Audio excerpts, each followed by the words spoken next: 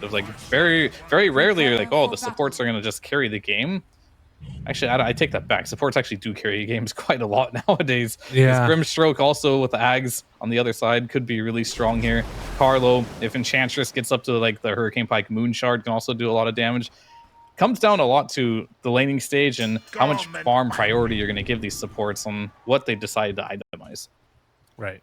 Well, that's going to be something to watch for. If Toronto Tokyo can get the farm to set himself up to be in a really solid position to be that mid-game team fight winner. But of course, before then, we've got the laning stage situation. And Fear, are there any of these lanes that to you feel like it's really imperative that either team wins? Not necessarily how you think it's going to go, but lanes that like kind of feel like they need to go. 30 seconds. I think both off lanes here are incredibly strong. This Tusk plus Lone Druid lane, it is incredibly strong. Same with the Wraith King lane with the Grimstroke, also incredibly strong. So I think this game in particular, I'm going to look at how well are the safe lanes doing. Or do one of the safe lanes fall apart? Because you can easily chain feed on these side lanes here.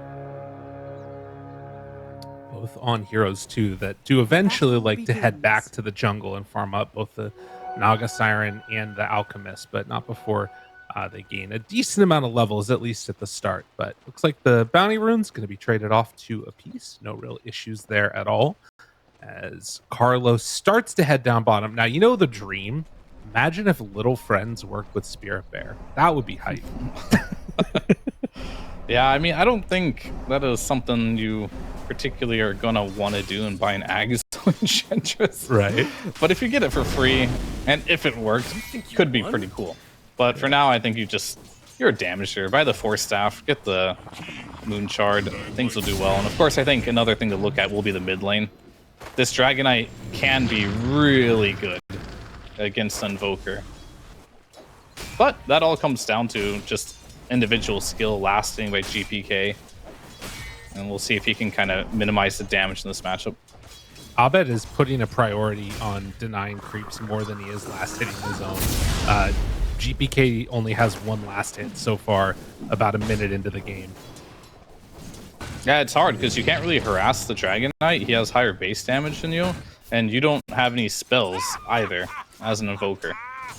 He does get Tornado now, which will help a bit. But other than that, this matchup is going to be Abed favor on the Dragon Knight. God, super annoying to play against, gotta imagine. Which, you know what? Hey, we talked about trying to tilt. Start tilting early on. Just being up there, taking hits and not caring about anything. Not a bad strategy, to be honest with you, but yeah, this mid lane, Abed is just owning right now as far as the denies go. And this is like during the point where he will get another deny there. Yeah. He's no Tornado as well. I mean, he's trying his best on GPK, but really he just has a base damage deficit. And he can't harass him either because you got 2 points in the Dragon Blood. That's 7 regen, 7 armor. There's no chance your right clicks are doing anything. You know, you talked about the feel-good sound when you manage to get last hits. It's just trying to take away the audio cues from GPK as much as possible. Yeah, 11-6 right now versus 5-1. Obviously, you know, you can make comebacks happen early on, but this is the mental battle that they're having early on here. For sure. And to look at the other lanes, Alchemist is not struggling whatsoever. I feel like this lane, maybe I'm underrating Phoenix just a little bit, but this hero isn't incredibly strong in the laning stage. It's good enough, it's pretty defensive, but it's not very aggressive, which I think is fine for the most part. So when I do look at a Phoenix doing well in the laning stage, it's kind of concerning because A, the hard carry is going to get free farm, and B, we've seen how strong this Phoenix is in the later portions of the game. So if you can't punish it in the early game, when do you punish it? Then you have to pick like an egg hitter or something to punish it, but they don't have that either. So Toronto, Tokyo, and Nightfall already off to a great start. Down bottom, they tried to get a little bit aggressive onto Raven, but the shards were just slightly off the mark from save, not able to connect onto him. And they are sort of whittling down the bear bit by bit. Doesn't feel like it's going to be an easy move over to take that one down as Carlo tries to open up these camps and get himself access to a creep. Yeah, I mean, Naga in general is one of the better heroes that can lane against the Lone Druid. But it doesn't mean it's a free lane. in these early levels, the Lone Druid still has a lot of ways to get the CS against you. You can still die. Or on the other side, I don't think Pure is in any threat of dying here unless Raven wants to skill a point into Ensnare, which you'll probably get maybe at level 4 if they feel like they can get the kill. If they don't feel like they can get a kill, it's probably going to be one of those situations where he's just going to head to the jungle slightly early. Right. Absolutely. Get out of there. Just Well, go farm Raven here. sides. They have enough to bring him down, though. Tries to jump away. Sees if he can juke it out, but it's not going to happen. Toronto Tokyo gets the kill on the Grimstroke in the meantime as Raven underneath tower. Does he break the leash range? He didn't get a root there. And now the resummon and Pure. Oh, he resummons. He's in trouble. Oh, God. They got a couple more hits, but Carlo going to be blocked off by Save. That keeps Pure from trouble. Now, with the swell out and Save being turned upon, Carlo drops low and ends up dying. So good micro coming out from Pure to keep himself alive. And they even TP'd the Grimstroke down there as well, and he's going to have to take the gate right away, so I suppose it doesn't hurt too much. That's one of the beautiful things about this patch. Like, before, if you messed up your TP scroll, it'd be so punishing. But now, you can just take that gate, no big deal.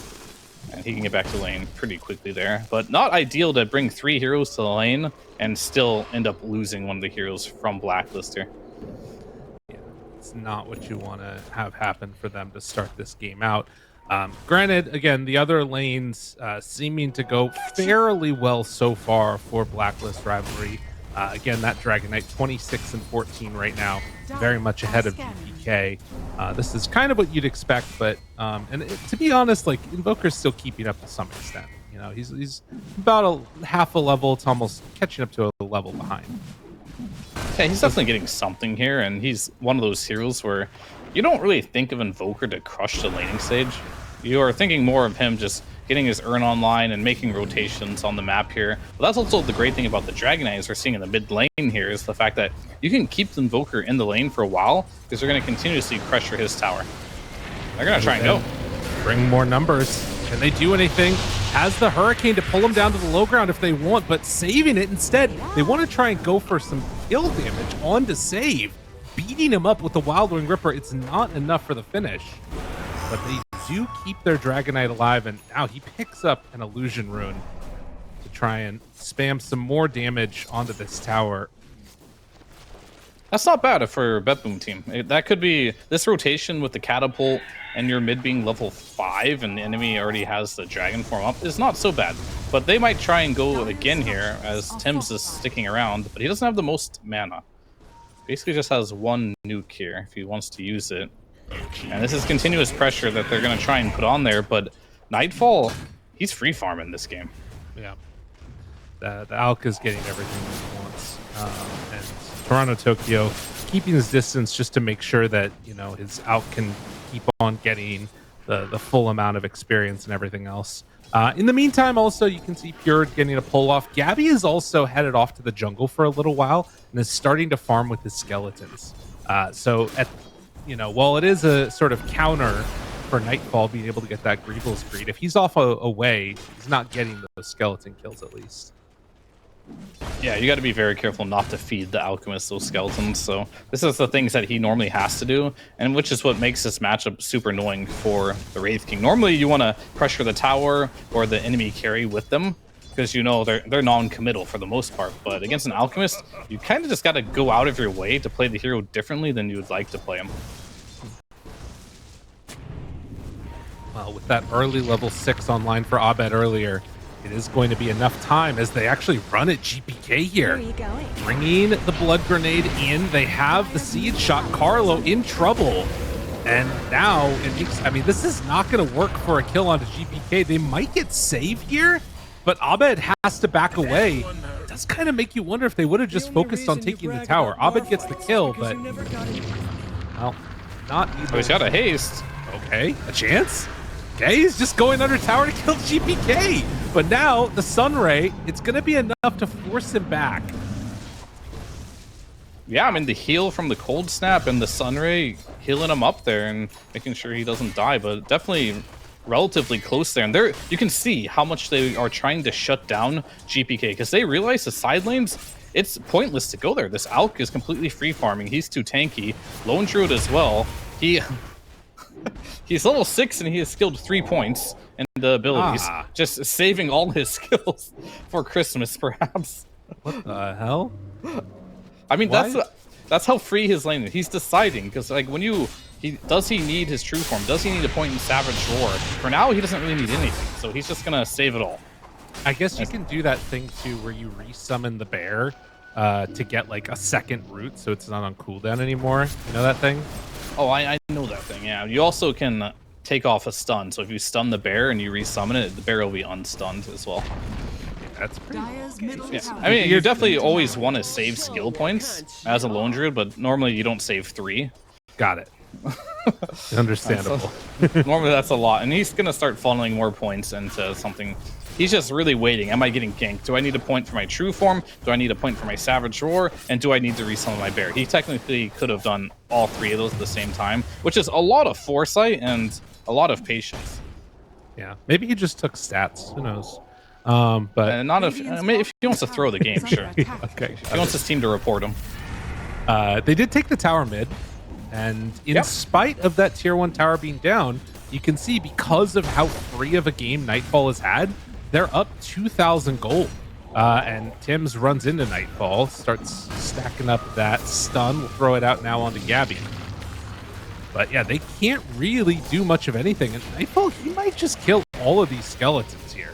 I mean, the poison missed them, though. That's a little unfortunate part. Yeah.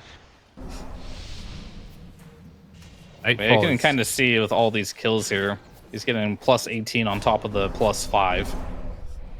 So that's definitely some money. And of course, that brings him up to a 10-minute relic with Soul Ring and Phase Boots. He is incredibly farmed on this Alchemist. Exactly where he wants to be.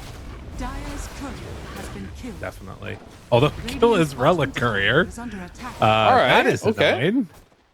Oh, that's big, because like that's gonna slow down his Radiance, because he's gonna probably have money for that Radiance in the next like 30 seconds or so, just about how fast he's farmed, maybe a minute. And that Courier being dead for a minute and a half, having to make the trip again, it might slow down his Radiance timing by a full minute.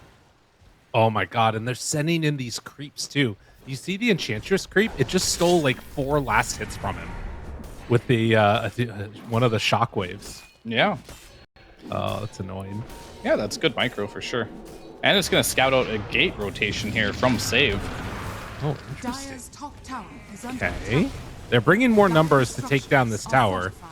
And Gabby thought about running in. He also is getting fairly farmed, a little ways away from a Relic himself. These skeletons are just feeding gold to Nightfall right now. Let's see. Oh my goodness. I mean, if you do a quick CS check, you're going to see this Alchemist has 115 CS at 11 minutes into the game here.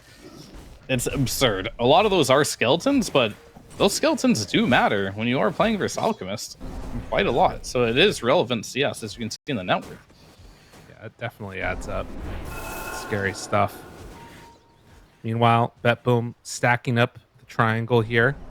The DD is ready. Toronto Tokyo is going to steal that one away from Tim's. But with 2 tier 1 towers taken, Blacklist starting to put themselves in a position where they can maybe look to constrict the map. Is there a need for them to start making a bunch of plays around? Like, I'm looking at Abed, and he has a choice right now between Blink or Midas, basically. What do you like? Which would you rather see here? The Midas. He already has the gloves. I think you have good late game. And I think if you fail one Blink Dagger attempt here, you're going to be in big trouble, right? Okay. And the Blink, it's basically just higher risk. And I feel like it's a hard call to make. It's to be like, hey guys, you know, they're already pretty far ahead. He's going to go for the smoke and the Blink, so this is something they'll go for. And save. Finding Raven, perhaps? So this tells you have to get this kill, though, right? Like, you have to make use of this Blink Dagger. You do. You have to make something happen here, because right now, you're free farming on the Alchemist, you're free farming on the Lone Druid. Neither of them have hit their timing yet. So if you do go for this and you get a kill, that's great. You're going to slow down time. But if you fail this and you die, now you've just completely ruined your own game. And the other cores are going to continue to catapult forward and get more farmed here. It's a risky play, And I understand the fact that Naga...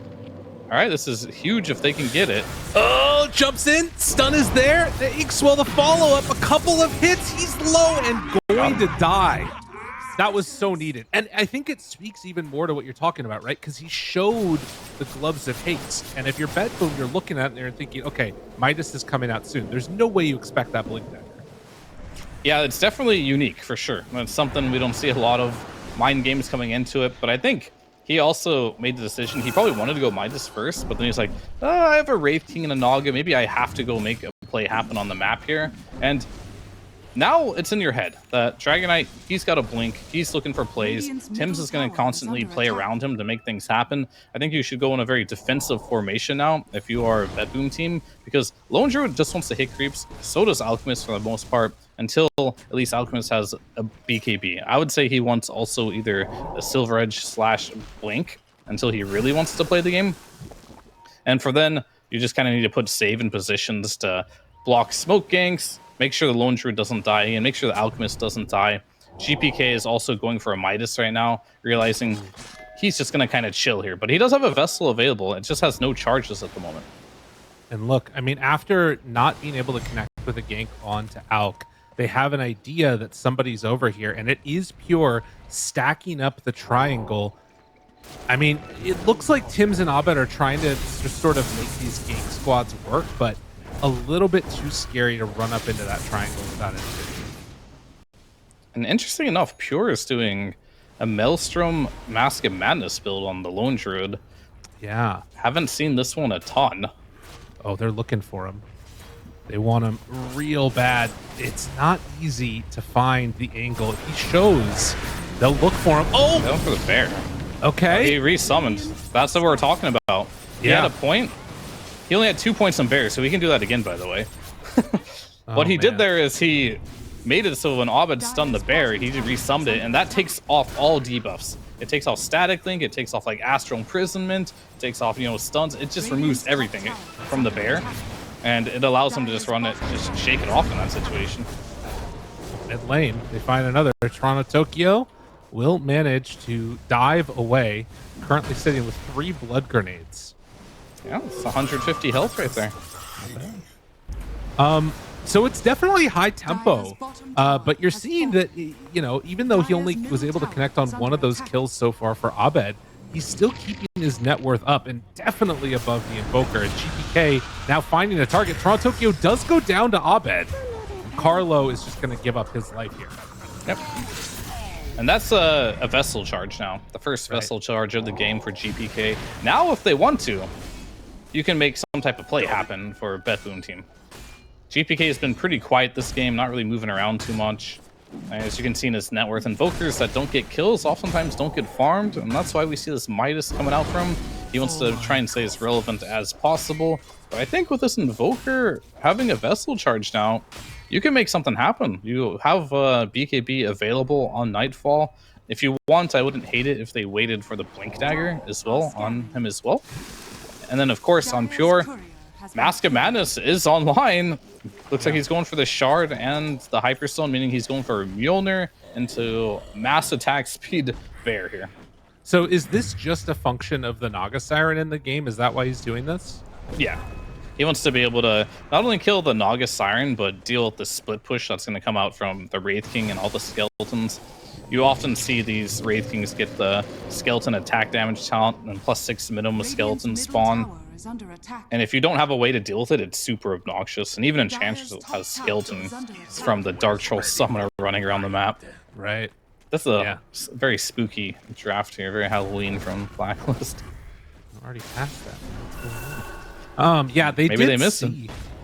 The Invoker there because they got the Cold Feet, or rather the Ghostwalk proc on him. And, well, they're running into Gabby as Toronto Tokyo goes down to the combo, but Gabby just walks it off, did not get rooted. And now, instead, it's saved. It's kind of getting ran at. Nightfall makes his move over, does not have the Blink Dagger delivered yet, and is going to stun himself again. Just can't get anything going. I think at this point in the game now, it's because they were unable to find anything with GPK at this point in the game. He's sitting at 1-0-1. Sure, he didn't die. His lane was a bit rough, not only counter matchup, but they kept ganking him too. They are relying on Blink Dagger initiations now to make anything happen, because it's around that 20-minute mark now. Yeah. And for that to happen, they're going to need Nightfall to have a Blink Dagger, and they're going to need Save to have one. Those are going to be like the 2 points that BetBoom is going to be ready to play the game. But on the side of Blacklist, they've been ready. You've seen Abed. He has had this Blink ready for a while now. They're trying to make things happen in Nightfall. Oh, he's going to get jumped on. The rest of the team's coming just a second too late. Oh, all the rest of them were right there ready to join in. They're going to continuously fight this one, though it looks like. They don't have any Blink Daggers, though. Wraith King's not here, though. Pierce is going to do it the old-fashioned way. All right, they run in with the bear. Silence now onto 2, keeping both Save and Pure stuck in the area. Naga Siren decides to back away. Abed looks for the jump forward, turning in, trying to take down that egg, and they will get it. They managed to kill the egg and now find the sleep. Pure left completely alone, as they will get him with the stun. What an immaculate fight from Blacklist. Yeah, they thought they could fight without their Alchemist there, but it turns out they definitely need their Alchemist to be alive. And now it just feels like there's a timing that has just been missed by BetBoom. I talked about this importance of the Blink Dagger on Abed to make something happen, and he has done just that. Like, it was a risky move, I think, to go for the Blink. As we all know in this patch, people are totally fine with just sitting back and farming. He decided to do something aggressive, and it's paid off in spades. He's gotten kills all across the map, killing Pure early on, now killing Nightfall, keeping GPK on his toes here in this game as well. And it's difficult now. Look how the farm priority here is Nightfall again. Oh, no. All right, they're just going to back up. I mean, they could have killed him, to be honest with you. Right. But they didn't know where the rest of the heroes were from BetBoom. They didn't realize that top lane GPK was there, Pure wasn't nowhere near, and Save also was not showing on the map, so they could have thought maybe that snowball Save was going to come in. I mean, I think, too, as they're going to find Look how close he's dagger, oh no! Yeah, he's dead. That hurts, man. He was only a couple hundred gold away. That's what it's feeling like across the board, right? Because Phoenix, level 10, imagine how different that fight looks if he has level 2 egg. You know what I mean? Like, all of these things are coming together to matter, and BetBoom, they're just not coming online in time, and now they're going to get their Tormentors stolen. Bro. Oh, that hurts. It's definitely getting to that rough territory. You had a timing for BetBoom team that you needed to hit and get active, but Blacklist didn't let you get to that timing. They hit their timing first, they got aggressive, and the whole time, while Abed's running around with Tims and Carlo getting kills, this Wraith King has been free farming. This Naga has also been free farming. And now they're huge. And as this bear, it's going to get punished. Silence. You got to be a little careful. It might actually die with the next ensnare. Chase. Can they? There's a Radiance burn on it. Get it. Pure trying to dodge. They spot it. Can they poof it back in? Oh, they got him. Fear. He's walking with them. That's not the way to go. Yeah, Bear's going to be down. Oh. Not the end of the world, but he has no bear for 22 seconds here, so he's going to have to wait for that to respawn.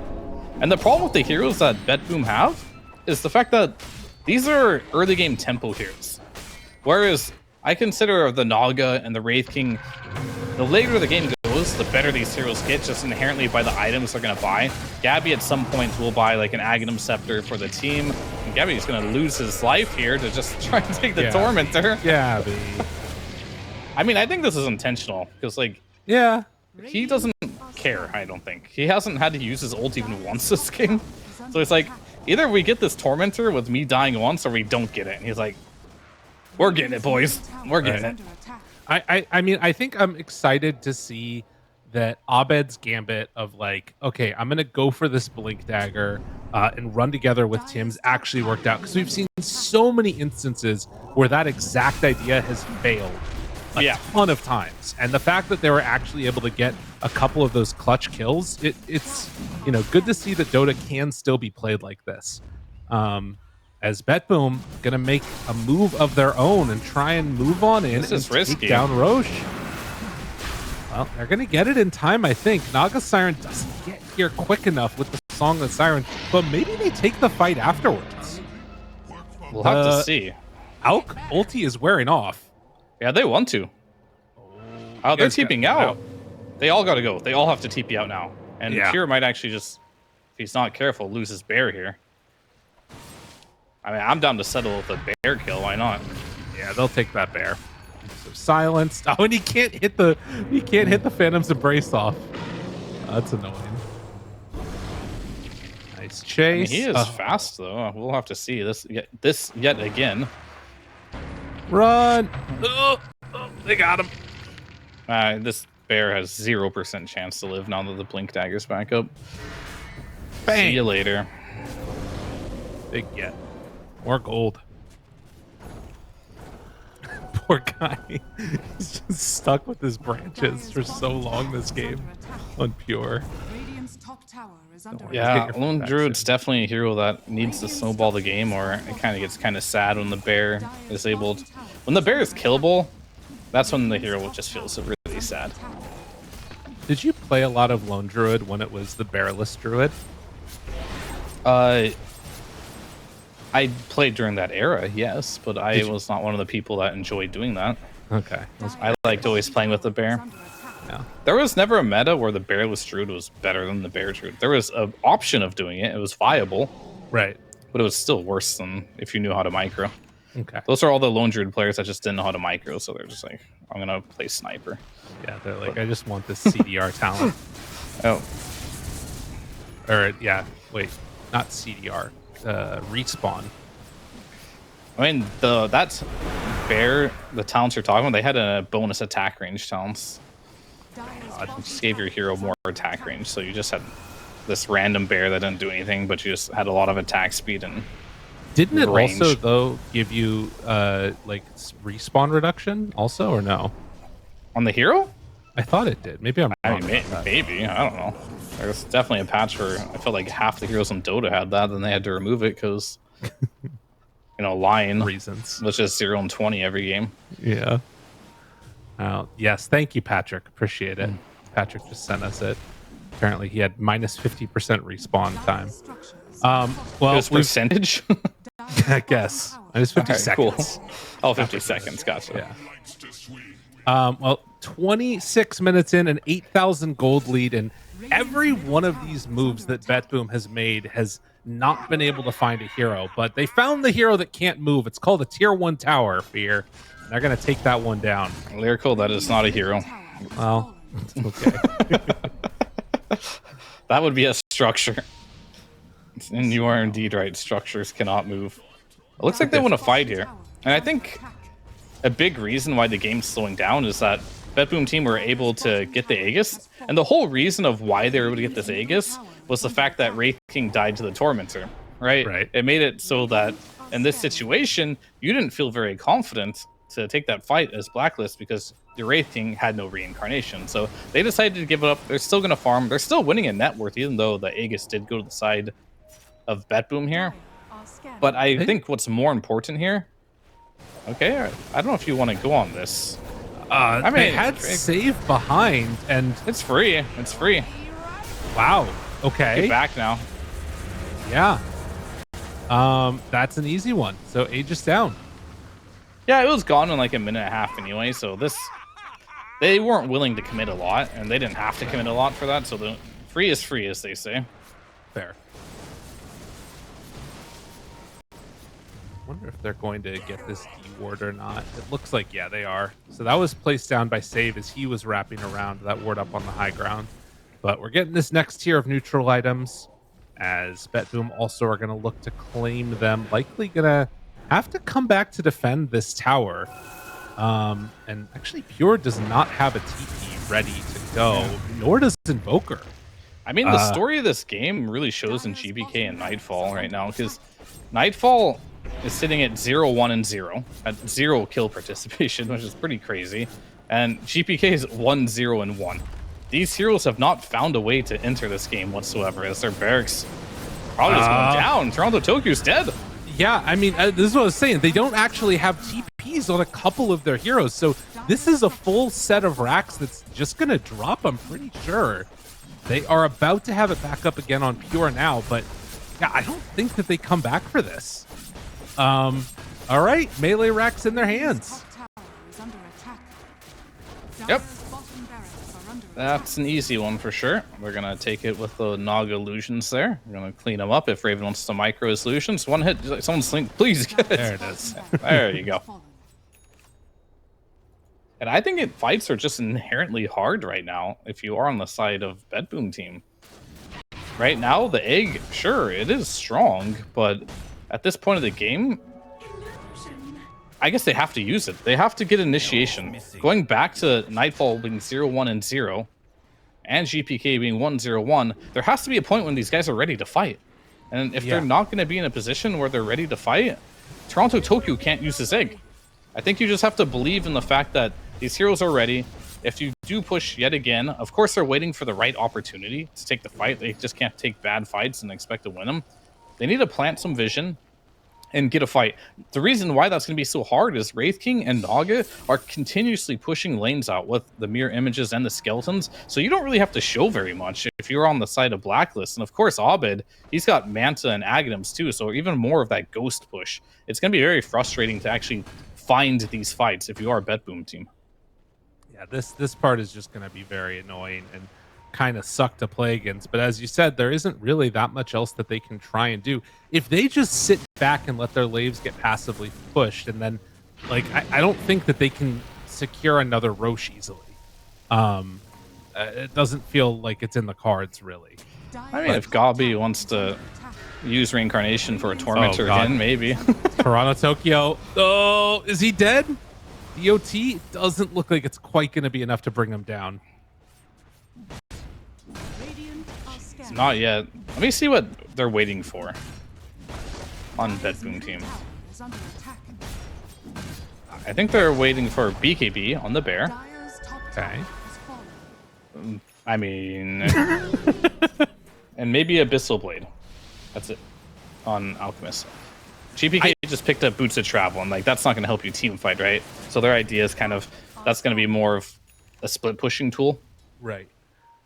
I'm looking at the way that this stuff is likely to go, though, and I feel like Blacklist can kind of do some slow pushing stuff without that much worry of sending a hero forward. And if they don't find the Grimstroke, he's just going to Inkswell cleanse whatever. Yeah, no, it's time to go. I mean, they got their timing. BKB on Bear, Abyssal Blade on Nightfall. You got to go. You got to find something here. But look how frustrating this is. Mid lane, Naga's pushing out. Top lane, the Dragonite with the ultimate and the Manta pushing out, and they're just sitting there on top of Vision. Yeah, this is really good. Gabby is on the other side of the map. We'll see if this ends up working for him. If they can find Tim's, that's like the ideal situation. Caro split pushing top as well with the Troll Summoner. Yeah, the wraparound is there. They break the smoke. Now they know if they can find Tim's here, it's again very, very good for them, but not easy to go. It's a quick Roche also. I think you kind of have to make these plays here. You're getting split pushed like crazy on BetBoom team, and if you don't make a move, if you're not making a move on the map right now, you're gonna lose it. And they're losing their tier 3 on top lane too. Yeah, they have another round of resummon on skeletons in just a second. They've got to be the ones that take the fight to them, because this tower is about to fall. They're sending in the Dragon Knight illusions that are going to find a couple heroes up on the high ground. Now they see Pure. Have the Inkswell ready. Jump forward, stun. Oh, no. This is not the way this was supposed to go. Save is already dead. They do kill off the Grimstroke, though. That one is needed. Nightfall is going to try and TP away. Does manage to escape from that. But Pure's bear is actually going to BKB and TP out.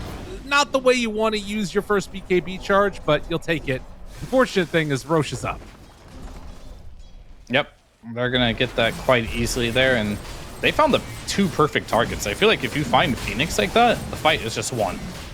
Phoenix is so important. You're going to see in the replay as well, these obnoxious dragons, the leash doing so much work. Go ahead and just like putting them together here, and the Phoenix just has no chance there, and they just delete the Tusk. We talk about Tusk, how you cannot use Snowball if you're leashed. It leashed it to the bear, so not only was the bear not able to hit anything in that fight, it also prevented Tusk from doing a snowball so they can potentially delete. but the fact that both these supports went down immediately, it's too difficult. And the name of the game right now is like, can Nightfall find an initiation? And the reason he can't is because they're not showing any heroes on the map. They're just showing Dragonite illusions, they're showing skeletons, they're showing like Enchantress creeps, they're showing Naga mirror images. And it's not really Nightfall's fault here. It's just like he doesn't see anyone that he can jump on in these fights. Yeah, I think it's really been a masterclass so far of how to kind of choke out a game against a team that's used to doing that. BetBoom is usually the team that's, like you said, playing from ahead, getting everything that they need. It is a 14,000 gold lead, still dangerous walking high ground, but with Aegis in hand on the Naga Siren, they're ready to reset a fight if things go bad. And, well, it's just taking buildings with illusions. You got to take a fight at some point, BetBoom. You got to try and fight them. And for now, they're not doing it. It's just not happening. Yeah. Stun, Bear, Pure in trouble. Pure's Bear is going to go down. The Walrus Punch connection. Gabby dies one time. Can they do it again? Good jump on the backlines. Nightfall able to catch and kill Tims. Now the Song of the Siren is out in the midst of that supernova. With a buyback coming from Tusk. Looks like they're going to try and retreat away. Force Staff keeping Naga a little bit away, and they're ready to reinitiate if there's a moment. No BKBs available on that Nightfall Alchemist anymore. But the Bear does have it if things get a little bit too testy for Pure. And yeah, they just got to reset. Not bad, not bad. They get something out of that, but of course, like, far from what they wanted. Still in a spot where Blacklist rivalry, they're probably feeling good right now, potentially feeling like they're gonna win their first game after their last 5 games that they've played have all been losses. Just in a good spot right now, but not quite there. They have to finish the job here. Absolutely. It does feel like it's gonna follow a similar path as before, though, right? Where, you know, you've got this Dragonite now done Octarine core. Imagining we're just going to see the spam of those Manta illusions beating into buildings. And for BetBoom, they've got to find those squishier supports. And particularly the Grim. They're doing a good job of taking down Grim. That feels like he's the one that you really need to get out of the way. Yeah, they definitely need to ideally find him. Enchantress is pretty good as well. The problem with all the other 3 heroes is they're just so tanky, right? Right. Even if you jump and initiate on them, you've got double Force Staff on the supports. So there's a high chance that they're going to get bailed out of danger before you can actually do that damage. And of course, Raven, he still have the Aegis for another 1 minute and 40 seconds here. So he's going to feel really confident just sitting on the front lines here. Oh, yeah. No fear at all. And illusions abound behind, ready to beat into both the other heroes and then also the buildings. They drop down the Soulbind onto Nightfall. It ends up latching with the Phoenix for now. Gabby, he's kind of in no man's land and is going to get absolutely walloped by Pure. So the Bear doing some good work, but the building's still falling. Walrus Punch is there. Raven in trouble. They're leaving him for afterwards, though. Need to turn back around and finally bring down that Naga. He's on the ice wall. Kims does not have Ink Swell, but they do have Force Staffs. Should be able to get Raven out of trouble. Nice play to keep him alive. Bear's dead. Bear is going to... Oh, got out, barely. But he still had another resummon. Not the worst for him. And this top lane had the Midas, the melee creep that was stolen by Inch. Inch is going to finish it. They're getting ratted so hard right now from every direction. They just can't do anything. Like, they can't take the fights inside their base because they're slowly just going to get megaed. Almost impossible to save your base in this situation. They realize that too. They're going to smoke out, see if they can get a catch here. And if they can get Raven, that would be absolutely ideal. But he sniffs it out and just shadow walks away immediately. I think they're waiting for Gabby's reincarnation to come back on. They can't be out for long, right? Like, you smoke, you have like 10 seconds, and then all of a sudden, your base is being pushed in by every type of illusion or critter in the game. It's so annoying to play against. Another Bear dead. Does have that resummon, but 2 minutes, it's all that's left on this one. They almost have actually enough gold for MKB on Pure, but This dragon is just gonna kill. They're coming for your buildings. They just are all looking back and seeing it happen. They can't do anything. You literally can't do anything it. about this. It's gonna die. Oh god, it's so annoying. But wait a minute, Abed runs in like a crazy person, trying to find a target, ends up getting punished for that, but then Manta walks away, and now the two supports are dying to illusions and the real DK. They finally managed Just to the claim last this. bear. Last bear. Pure tries to hit into this, does have MKB completed, beats into one. God, bear is low though, 400 HP, needs to run back to Fountain to heal back up. Save tries to back away. They have a while where obviously they can defend their buildings, but I mean, eventually it's just going to be the same thing again. Yep, just apply that poison to the buildings, and it might take 10 minutes for this game to end just off of that. And look at Save, he's just dying. It's an illusion here. And Abed, he's just going to keep doing this. Keep applying that poison. It works on the illusion onto these tier 4s. It will die eventually. You actually don't even have to show your heroes of your blacklist. Like, what do you even do in this situation? And if you smoke out, you have like a window of 10 seconds to get a kill. Right. So it's really just up to blacklist here to play this one patiently, and they will whittle them down. Right. And again, just if we hover over the Dragonite for a second, Elder Dragon form, 66-second cooldown, 60-second duration. Manta style, last 20 seconds, 19.8-second cooldown. So this stuff is basically permanent uptime on spamming out illusions. And it's just incredibly annoying to play against. I feel like we're going to watch a slow and painful death here. But there is definitely the chance that Blacklist get impatient.